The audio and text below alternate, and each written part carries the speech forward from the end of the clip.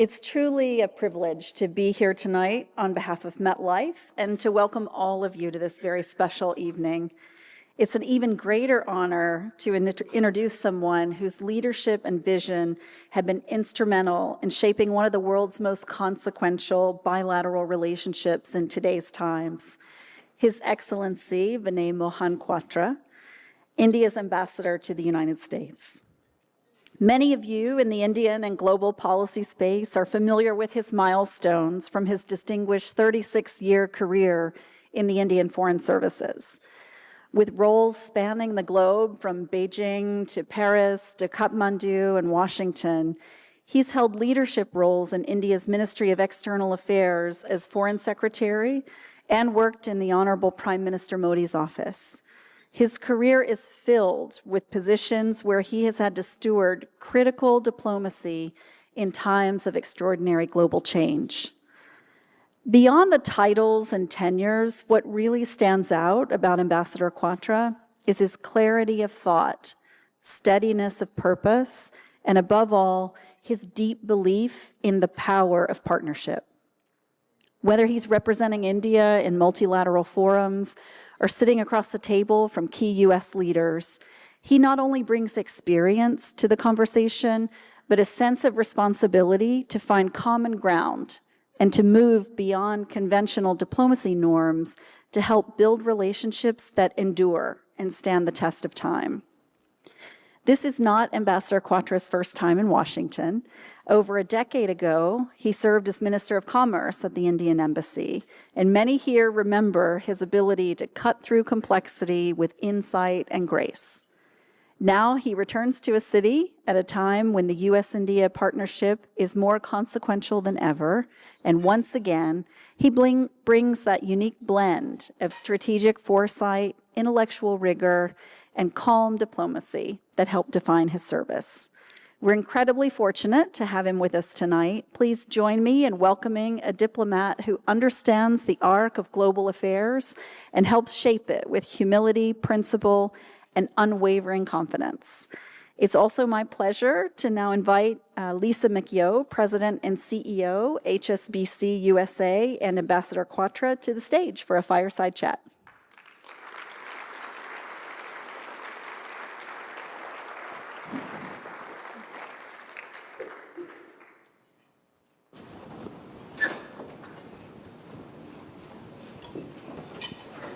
Good evening, everyone. It's an absolute pleasure and privilege to be here with Ambassador Kwatra. I will dive right in. So this is a golden era of US-India trade relationships, and for a $4 trillion economy, and I know your Prime Minister has ambitions to grow to $5 trillion. What is your message to investors, plenty of whom are in the room today? Thank you so much, first of all, for having me at this very important occasion this evening. I mean, USISPF is one organization with which I've had an absolute pleasure to work with very closely over the period of last several years. We have several distinguished business people, congressmen, parliamentarians from India in the room, so I am relatively diffident in sort of talking in terms, in presence of their expertise. But you mentioned a 4.1 trillion GDP that India touched recently. We now have Japan in our rear view. Prime Minister of India has spoken about taking this to 5 trillion in coming years. But I think the eventual goal which we are working towards is to take Indian economy in the range of 28 to 35 trillion by the year 2047, when we celebrate the century of our independence.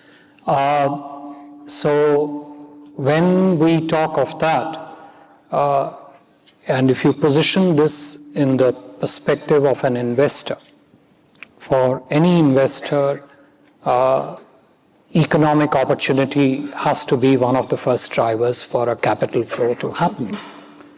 But that alone is not enough. So if I'm a 4 trillion opportunity today, looking to become 5, 10, and then eventually 30 odd trillion opportunity, that whole journey is not enough in terms of numerical numbers. It has to be combined with something which the investors truly value. First of all, I would say any investor would look for whether there is a systemic stability in the economy. Is there systemic stability in the growth of the economy? So we have been growing at a clip of average between 6.4 to about 7.3%, which is consistently large GDP numbers for a very large economy. So there's a consistency there. But I think there are a couple of other hidden growths which are there, which are important to point out. One is a huge consumption growth. Second is a huge credit growth, credit expansion.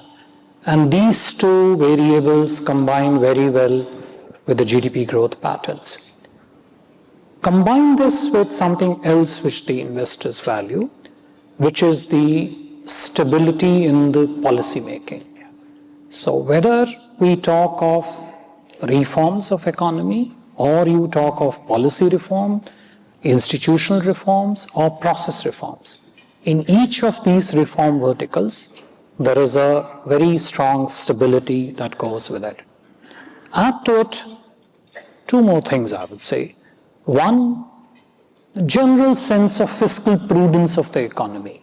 So whether it's a deficit management or debt management, the economic policy making focuses heavily on ensuring that we are conservative in terms of its management.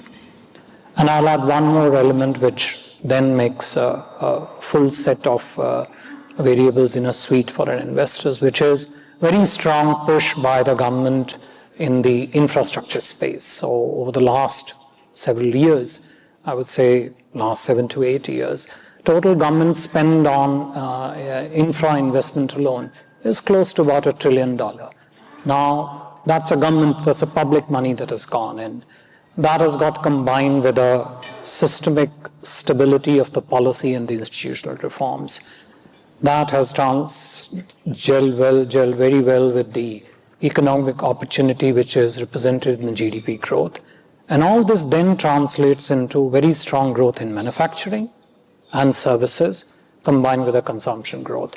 And when an investor sees this huge economic opportunity, goes into India, he's also received by a very skilled, large set of skilled human resources, which is able to service the, the whole ecosystem of enterprise management of a business.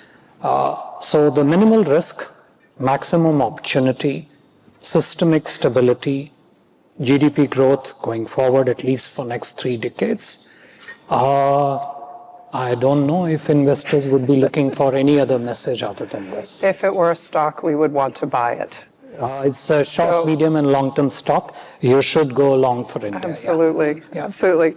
So, Mr. Ambassador, we thought it was interesting. We've been in India for 160 years, and we bank maybe half of the multinationals as well as the innovation economy.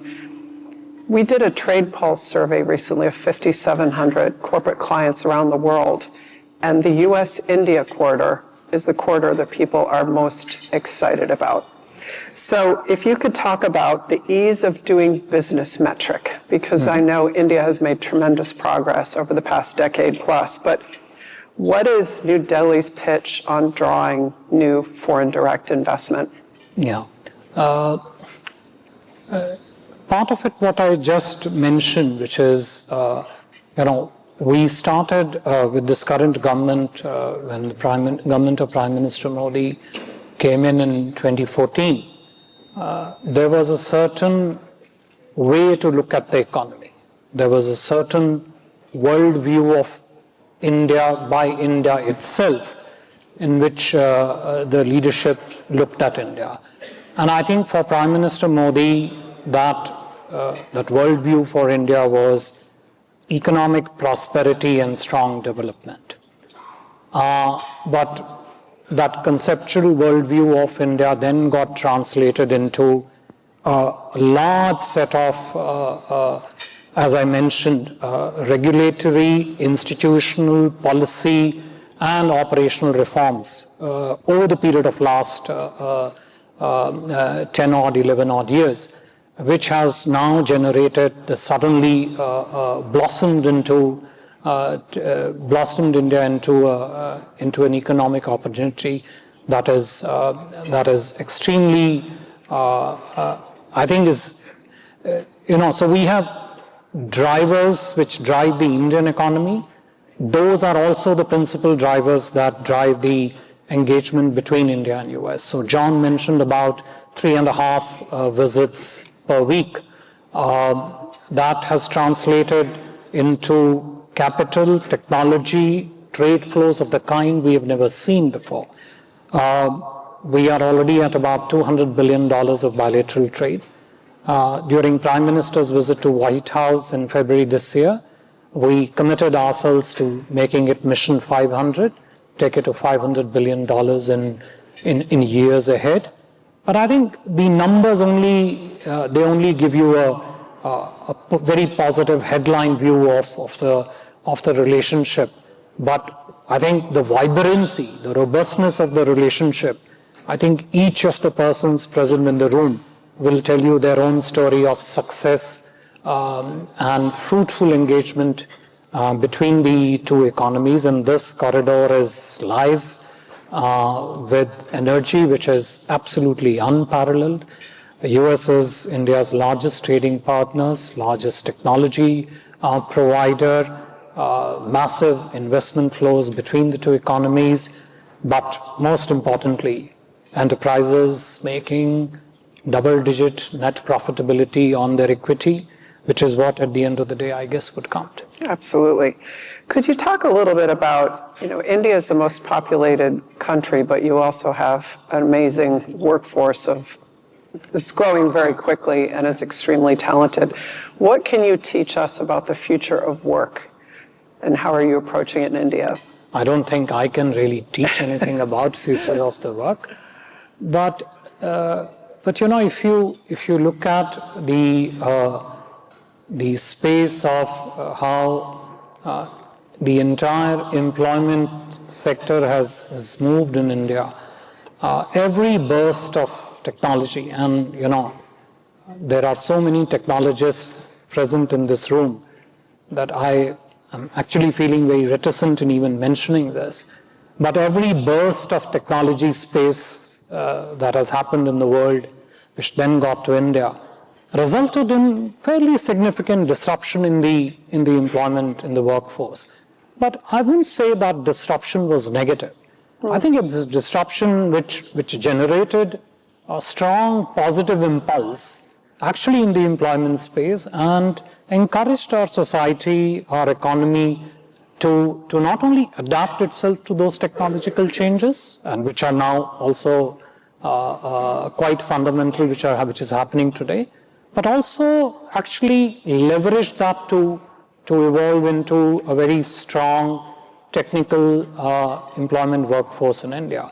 I mean, probably started with Y2K in many ways, but then through the successive iterations of, you could call it a BPO industry or whichever way you want to position it. But every burst of technology growth, even if it was incremental in nature, led to absolutely remarkable evolution of technology-linked human resources in India. And I think the next phase, which is the artificial intelligence phase, is no longer an exception, because even in that space, whether you talk of agentification of AI or developing new domain-specific AI models, I think Indian skilled talent is adapting itself to that and converting it into an opportunity not just for themselves, but also in partnership with our international partners, like the companies here, actually into a global opportunity. Wonderful. I'm told that Prime Minister Modi says AI stands for America and India. Is that correct? Yes, that was something which he mentioned at the White House. He firmly believes in it.